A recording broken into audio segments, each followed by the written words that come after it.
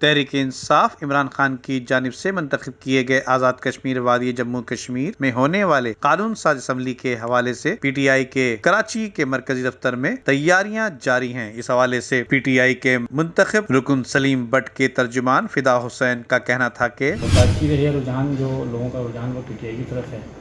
اور آزاد کشمیر کی صورتحال بہت اچھی ہے ماشاء اللہ سے کہ وہاں سے بھی آزاد کشمیر سے بھی پی ٹی آئی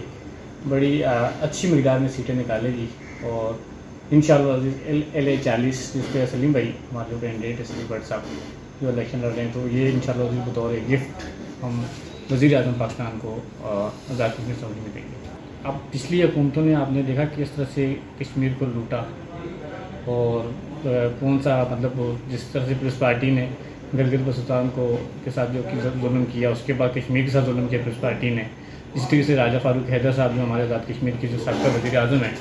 تو وہ جو ہے نا انہوں نے کشمیر کو کس طرح سے مطلب 2 نمبریاں کی، کس طرح سے مطلب وہ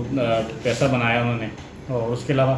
کل ایک واقعہ ہوا وہاں کشمیر کے اندر، علی گنڈا پور صاحب گئے تھے وہاں پہ تو ان پہ پتھراؤ بھی کیا، ان پہ فائرنگ بھی ہوئی۔ اس کے علاوہ مزید مطلب وہ کر رہے ہیں کہ اپنا بخلاہٹ کا شکار ہیں، مطلب وہ